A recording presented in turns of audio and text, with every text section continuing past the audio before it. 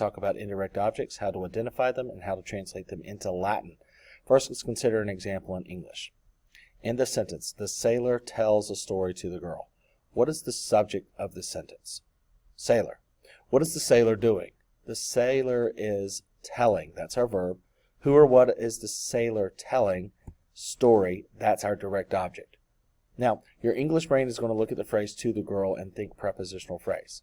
And in a sense it is. But who is receiving the story from the sailor? That's the girl. That's our indirect object. We could also switch the sentence around and it conveys pretty much the same thing. The sailor tells the girl a story. Again, subject is sailor. What is the sailor doing? Telling. Who or what is this sailor telling? The story. Who is receiving the story? The girl. Another example. We will give dinner to the farmers. Subject of the sentence, we. What are we doing? We will give. Note that's in the future tense. What will we give? Dinner. That's our direct object. Who is going to receive that dinner? The farmers. That's our indirect object. And again, we can switch it around so we don't have the preposition to. We will give the farmers dinner. You won't always be able to do this with all of your examples, but more often than not you will, which serves as a good check to see if you have an indirect object. In order to have an indirect object, you have to have what's called a gets verb. You'll notice the periods in between the letters. So that means it's an acronym, and we'll explain that in just a second. We have to have a gets verb, and you have to have a direct object. The direct object can sometimes be implied, but for these first initial examples, there will always be a stated direct object in the sentence. So a gets verb is a verb that is giving, entrusting, telling, or showing. Now, it doesn't have to be exactly these four things. It could be something that expresses that same sort of thing. So, for example, the verb to tell in Latin is nerdo, nerdare, nerdavi, nerdatum. But clamo, the verb to shout, could work as well. So, let's take a look at some examples in Latin. In the sentence, Femina, puellae, pupas, dabat. Let's start off by highlighting or underlining the endings.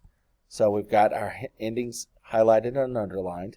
Now let's go through and parse the sentence. Remember, you want to start with the verb because the verb is the power word and has a lot of control about what can and can't be done in the sentence. So dabat is third person singular imperfect tense. Then jumping to the beginning of the sentence, femina is feminine singular nominative. And puellae, well, everything up until this point says puellae is feminine plural nominative. But could it also be feminine singular dative? It could. And so what we have to do is a bit of an analysis to figure out which one is which. So in order to be plural nominative, I have to have a plural verb. Do I have a plural verb? No. So it can't be plural nominative. Another clue is we already have one nominative noun in this sentence. We can't have a second nominative noun unless we have a conjunction or a linking verb. We don't have either. And since we don't have anything that allows us to satisfy puellae as a nominative, we can eliminate that as an option and say that this is dative. Pupas is feminine plural accusative. And now we label our sentence. We identify our verb, dabat. That's the verb to give, a gets verb. Femina is subject noun. I know that's not predicate nominative because I don't have a linking verb. Pupas is my direct object because there's no preposition in front of it. And so since I have a gets verb and a direct object, puellae is the indirect object because puellae is receiving the direct object from the subject of the sentence. So again, when we're translating, we don't want to read left or right. It's going to mess us up because we'll come up with something weird like women, girls, dolls, gives. Please don't read it left or right. Ask yourself a series of questions. What is the subject according to what we've labeled? Well, the subject is woman. What does the woman do? The woman gives. But be careful. We have a tense here, so we got to make sure we put it in the right tense. The woman was giving. Who or what was the woman giving? The woman was giving the dolls. Who is receiving the dolls from the woman? That's your indirect object. The woman was giving the dolls to the girl. Now we could have also translated it as the woman was giving the girl the dolls. Either one would have been okay. Let's look at another example. Nautae fabulam narabimus. Again, we want to identify our endings, and we want to start off by parsing our verb. Our verb is first person plural future tense. Nautai, again, everything up until this point has suggested that nautai is going to be plural nominative, but it could also be singular dative. So again, we have to do some analysis. If we have a plural nominative, we have to have a plural verb. Do we have a plural verb? Yes, we do. But that verb is first person plural, which means the subject of the sentence is going to be we. And since we will be the subject of the sentence, we can't have sailors serving as the subject of the sentence. So that allows us to eliminate that as a nominative. Nautai is in the dative case. Fabulam is feminine singular accusative. And now we're ready to label. Narrabimus is our verb to tell. It's a gets verb. Fabulam is our direct object. So we have a gets verb and a direct object. Could sailor be receiving this from the subject of the sentence? Yes. So that is our indirect object. Again, don't make the classic blunder of making the first word the subject of the sentence simply because it's the first word. You have to take a closer look and do your analysis.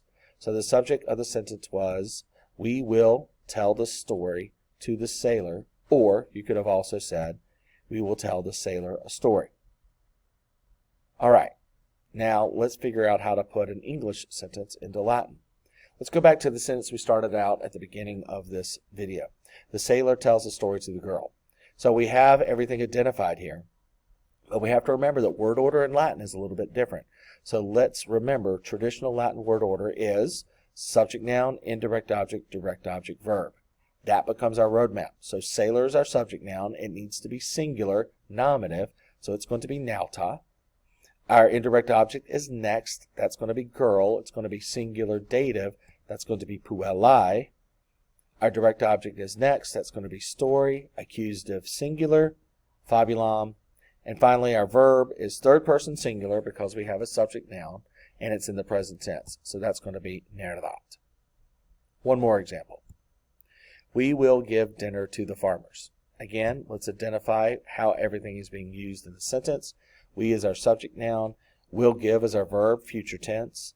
Dinner is direct object. And to the farmers is the indirect object. Remembering traditional Latin word order is subject noun, indirect object, direct object, verb. But in this sentence, we are not going to have a subject noun because we haven't yet learned the separate standalone word for we. It's going to be found within our verb. So our sentence is simply going to be indirect object, direct object, verb. Our indirect object is farmers. It needs to be plural, so that's going to be agricolis. Dinner comes next. It's going to be accusative, singular, canam. And now we need to do our verb to give. It needs to be future tense. So we need to first start off with the infinitive so we can get our stem. We chop off the RE. What's left is our stem, and we then add our ending. We is first person plural, future tense, so we add the first person plural, future tense ending, dona bimus. And that's how we translate this into Latin. I hope you found this helpful. If you have any questions, feel free to reach out. Thanks so much for watching. Have a great day. Puellae.